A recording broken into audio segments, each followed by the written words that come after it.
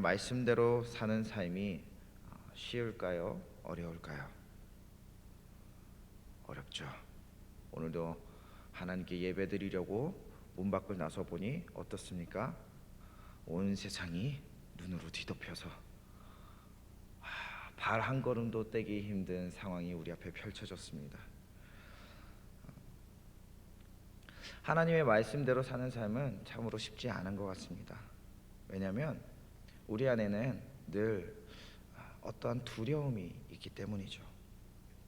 내가 지금 가는 이 길이 과연 옳은 길인가 분별이 안 되고, 행여 그 길이 옳은 길이다 하더라도 그 길로 가는 여정이 나를 괴롭게 하는 경우가 너무도 많기 때문입니다. 옳은 길로 가면 늘 행복하고 늘 만족스럽고 늘 기쁜 일들만 가득 해야 할 것 같은데, 사실상 옳은 길로 가는 길은 고난이 가득하고 행복하기보다는 좀 더 나를 괴롭게 하는 일들로 가득 채워지게 됩니다. 오늘 말씀 속 예레미야와 시드기야는 이러한 두려움 속에 있었습니다. 시드기야에게는 하나님의 말씀을 듣고 행하려는 선한 마음이 있었던 것으로 보입니다. 왜냐하면 만약 그가 하나님의 말씀을 들을 생각이 전혀 없는 악한 사람이었다면 굳이 그가 예레미야를 몰래 찾아가고 그가 예레미야를 보호하려고 애쓰고 그가 예레미야를 통해 하나님의 말씀을 들으려고 하지 않았을 것이기 때문이죠. 그러나 시드기야는 예레미야를 찾아가 하나님의 말씀을 묻고 그에게 이스라엘을 위해, 자신을 위해 기도해 달라고 요청하던 사람입니다. 그러니까 시드기야는 자기가 듣고 싶어 하지 않는 그런 예언을 하는 이 예레미야의 말을 들어보기를 원했던 사람이라는 거죠. 그래서 시드기야는 죽음의 위기 속에 있는 예레미야를 보호하기 위해 그를 자신의 감옥들에 두고 평생 그에게 성중에 있는 떡을 주어 그가 굶어 죽는 일이 없게 하겠다는 약속도 해주었던 겁니다. 그런데 사실상 시드기야는 그렇게 힘 있는 왕이 아니었습니다. 예레미야를 죽이려고 하는 자들이 그 예레미야를 내놓으라고 닥달하자 시드기야는 힘이 없이 그 예레미야를 그냥 내어주게 됩니다.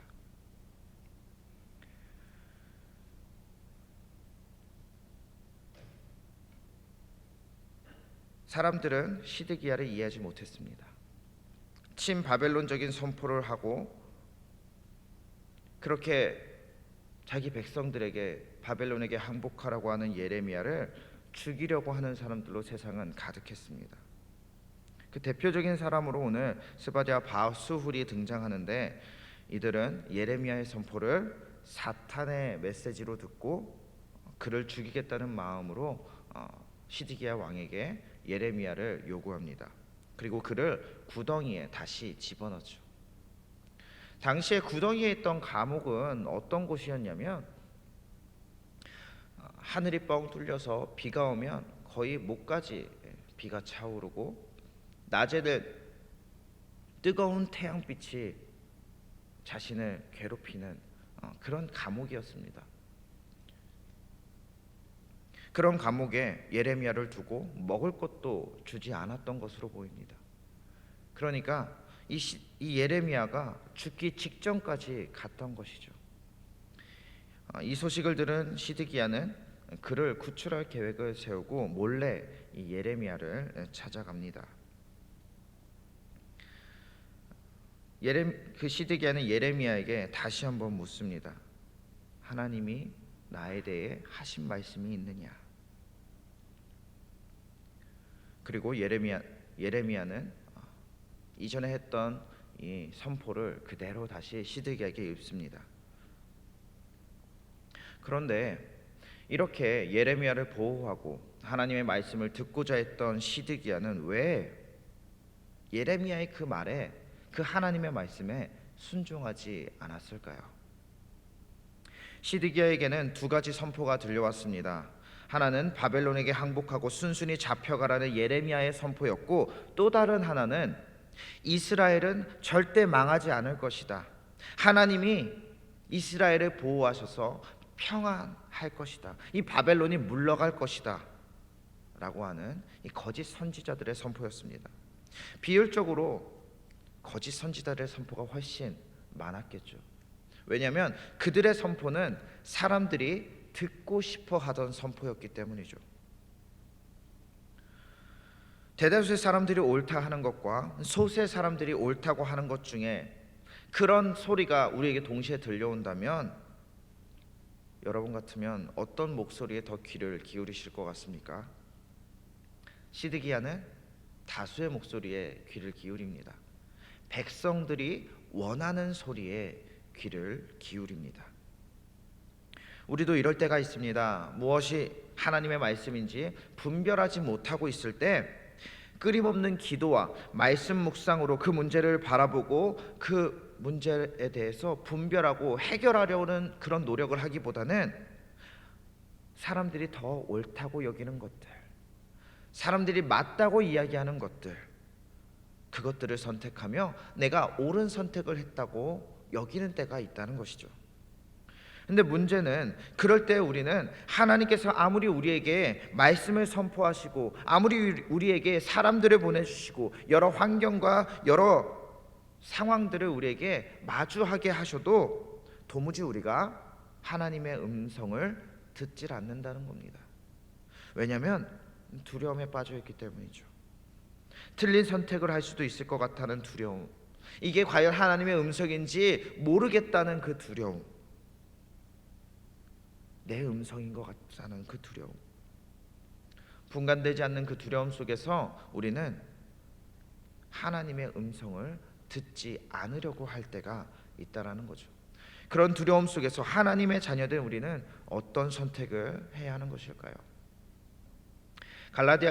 갈라디아서에서 바울은 인간적인 생각으로 하나님의 뜻을 분별하지 못하고 있는 교인들에게 이렇게 외칩니다. 내가 그리스도와 함께 못 박혔나니 이제는 내가 사는 것이 아니요 내 안에 그리스도께서 사시는 것이라.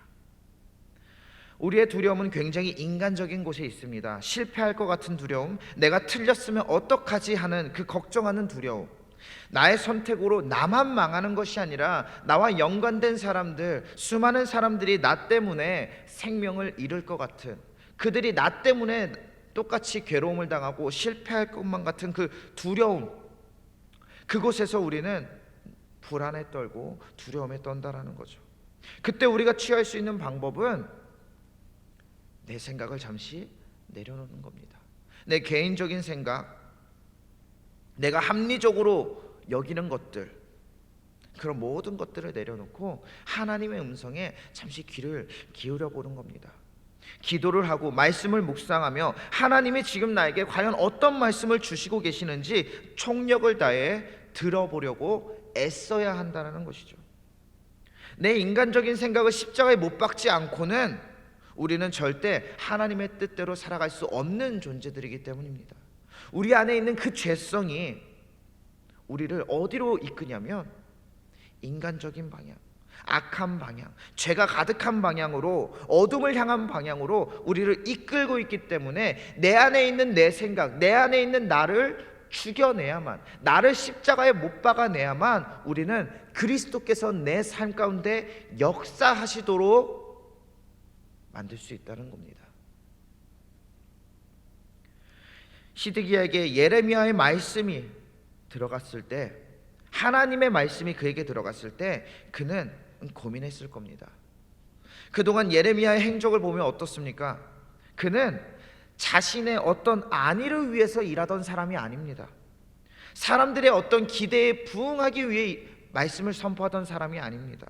오직 하나님의 말씀을 전하는 일에만 집중하던 사람이죠. 그가 멍청이도 아닌데 자신의 이 말로 인해 사람들이 분노하고 자신을 미워하고 자신에게 돌을 던질 것을 왜 몰랐겠습니까? 그런데 예레미야는 죽음의 위기 앞에서도 지금 당장 자신을 죽이려고 왕에게서 자신을 끌고 와 구덩이에 잡아놓고 있는 그 사람들 앞에서도 자신의 말을 바꾸지 않았던 사람입니다. 여전히 하나님의 말씀을 선포하던 그 예레미야를 보면서 어떻게 그의 말이 단순히 거짓말이라고 치부할 수 있었을까요? 그런데 시드기야의 선택은 그의 말씀을 따르기보다 결국 합리적으로 보이는 생각, 백성들이 원하는 방향으로 흘러가게 됩니다. 함께 19절을 함께 한번 읽어보겠습니다. 시드기야 왕이 예레미야에게 이르되 나는 갈대아인에게 항복한 유다인을 두려워하노라. 염려하건대 갈대아인이 나를 그들의 손에 넘기면 그들이 나를 조롱할까 하노라 하는지라. 지금 시드기야가 뭘 두려워하고 있습니까? 백성들, 자신의 선택으로 자신을 원망하게 될 그 백성들을 두려워하고 있는 겁니다. 하나님을 두려워하기보다 사람들을 두려워하고 있는 것이죠. 하나님을 두려워하여 하나님의 말씀대로 살아가는 선택을 하기보다 사람들을 두려워하여 나를 향한 사람들의 평판이 두려워서 그들을 위한 선택을 지금 하고 있다는 겁니다. 시드기야가 바벨론에게 항복하는 선택을 하지 않고 반기를 들고 애굽과 연합하여 바벨론과 맞서 싸우기를 선택했을 때 아마도 그는 사람들의 지지를 받았을 겁니다. 그런데 그 선택은 하나님의 지지는 받지 못하는 선택이 될 수밖에 없었다는 거죠. 이처럼 하나님의 말씀이 선포되어도 내 안에 내가 죽지 않고 하나님의 말씀이 우리 안에서 역사하지 못하면 우리의 삶은 결국 어둠 가운데 끌려갈 수밖에 없는 겁니다. 말씀이 나를 그냥 지나쳐가는 것이죠. 나는 나름 합리적인 선택을 했다고 여길지 모르나 실상은 하나님을 거부하고 하나님을 떠나는 선택을 하게 되는 겁니다. 오늘 말씀에는 하나님의 말씀을 두고 선택의 기로에 선 한 사람이 더 등장합니다. 바로 예레미야죠. 자신은 그저 하나님께서 자신에게 주신 그 말씀을 선포하고 있을 뿐인데 온갖 고난들이 자신을 찾아옵니다. 사람들이 자신을 죽이려고 합니다. 얼마나 그 마음이 무너져 내리고 있었겠습니까? 얼마나 두려웠을까요? 죽음의 위기 속에서 얼마나 두려웠으면 왕에게 왕이여 내가 죽을까 하노라 나를 보호하여 주십시오 이렇게 요청했겠습니까? 사람들은 예레미야를 고문하면서 이렇게 계속해서 물어봤을 겁니다. 아직도 하나님이 너에게 같은 말씀을 주시더냐? 아직도 하나님이 우리에게 바벨론에게 항복하라고 말씀하시더냐? 한번 말해봐라.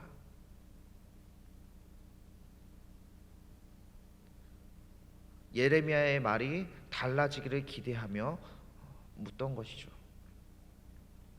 그런데 예레미야는 다른 대답을 내어놓지 않습니다. 시드기야 왕이 몰래 자신에게 와서 하나님의 뜻을 구할 때 예레미야는 하나님께 받은 그 뜻을 온전히 전하는 데만 힘썼습니다. 그에게도 시드기야가 가지고 있던 그 두려움이 왜 없었겠습니까? 사람들이 원하는 말을 들려주며 그들에게 칭송을 받고 평안히 살다가 평안히 죽고 싶다는 마음이 그에게 왜 없었을까요? 그도 인간이었습니다. 그도 두려움을 느끼는 존재였습니다. 그런데 그의 선택은 시드기야의 선택과는 다른 방향으로 흘러갑니다. 왜냐하면 그는 자신이 받은 그 사명의 엄중함을 잘 알고 있던 사람이었기 때문이죠. 하나님께서 자신을 부르시고 저 죽어가는 백성들 가운데 자신을 보내신 것은 그저 자신이 이 땅에서 잘 먹고 잘 살게 하기 위함이 아니라 어떤 상황에 처하더라도 온전한 하나님의 말씀을 백성들에게 전하기 위함이었다는 사실을 예레미야가 알고 있던 겁니다. 이 말씀을 선포하는 것이 나에게 더 이득이라는 사실을 그가 알고 있었기 때문이라는 거죠. 하나님의 부르심을 받은 우리 모두에게는 이러한 사명이 있습니다.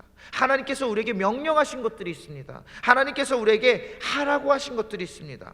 내 상황과 내 환경에 따라 바뀌는 것이 아니라 어떤 상황에도 어떤 환경에도 하나님께서 우리에게 기대하시는 우리의 할 일이 있다라는 것이죠. 그런데 그게 쉽습니까? 그게 어디 쉽습니까? 내 현실 속에서 하나님의 말씀대로 살아가는 것 너무 쉽지 않은 일입니다. 저는 종종 이전에 중고등부 아이들에게 말씀을 선포할 때 이런 말씀을 하고 했습니다. 애들아, 그리스도인이라면 세상 가운데서 호구가 되어라. 너의 생각대로 이렇게 하면 사람들이 나를 더 이용해 먹겠지, 이렇게 하면 사람들이 나를 만만하게 보겠지, 그 걱정에 휩싸여서 사랑 전하기를 주저하지 말고 마치 호구인 것처럼 그 사람들에게 뭔가 받을 생각을 하기보다 내가 그냥 주는 삶, 그냥 하나님의 사랑을 그대로 전하는 삶, 말씀대로 그냥 사는 삶, 그게 옳은 줄 알고 행동해라. 쉽지 않습니다. 사람들이 나를 이용하려 들 때면 내 선함을 가지고 감사히 여기는 것이 아니라 그 선함을 이용하려 드는 것을 볼 때면 악한 마음이 치솟아 오릅니다. 내가 저딴 사람들한테까지도 이 선을 행해야 하는가 마음이 듭니다. 그런데 하나님께서는 원수까지도 사랑하라고 하셨죠. 오른뺨을 때리는 왼뺨을 치는 사람에게 오른뺨도 돌려대라고 하셨습니다. 그게 하나님의 사랑입니다.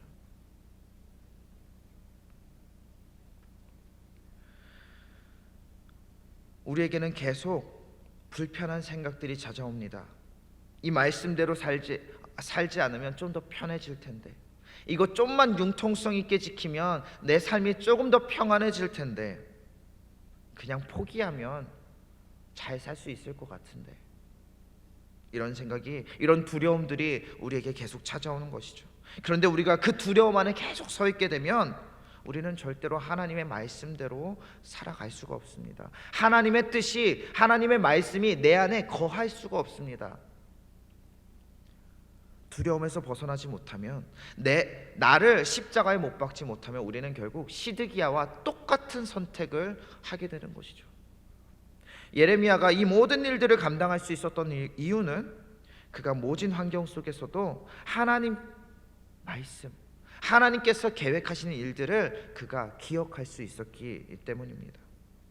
그래서 예레미야는 20절에서 두려움에 떨고 있는 시드기야를 향해 이렇게 말합니다. 예레미야가 이르되 그 무리가 왕을 그들에게 넘기지 아니하리이다. 원하옵나니 내가 왕에게 아뢰바 여호와의 목소리에 순종하소서. 그리하면 왕이 복을 받아 생명을 보전하리이다.